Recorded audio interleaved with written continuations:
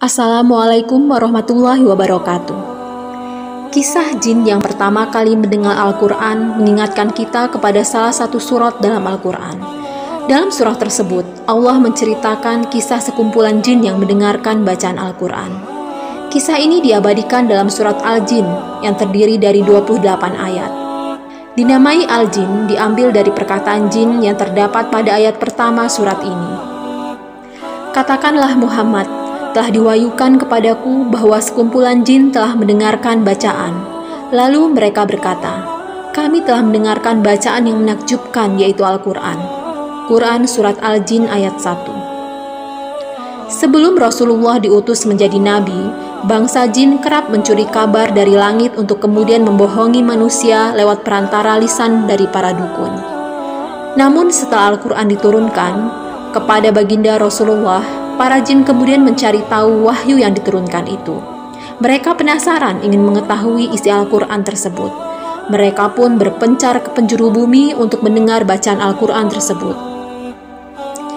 Dikisahkan ketika Rasulullah melaksanakan sholat subuh bersama para sahabat, para jin mendengar lantunan itu dan merasa takjub lantaran tidak pernah mendengar untayan kata seindah itu sebelumnya. Demi Allah, inilah yang telah menghalangi kita dari mendengar berita-berita langit, sahut mereka satu sama lain. Kemudian mereka pun kembali ke kaumnya. Kami telah mendengar bacaan yang menakjubkan, ujar jin itu kepada pemimpinnya. Setelah itu turunlah wahyu surat Al-Jin ayat 1 kepada Nabi Muhammad SAW. Dijelaskan dalam Sahih Muslim ketika Rasulullah berdiri dan membaca Al-Quran, dan ketika itu iblis melihat pintu-pintu langit ditutup dan tidak bisa lagi ditembus oleh iblis dan pasukannya. Saat itu iblis berkata, apa yang telah terjadi di barat dan timur sehingga kita tidak bisa lagi menembus langit?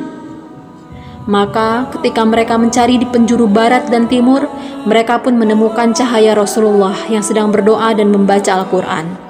Cahaya itu membuat para jin berdesakan untuk mendengarkan bacaan itu, kemudian mereka beriman.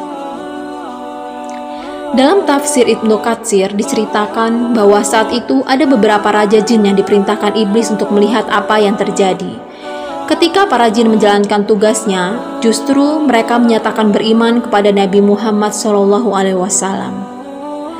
Para jin itu pun berdesakan ingin mendengar suara indah yang keluar dari jiwa suci Rasulullah.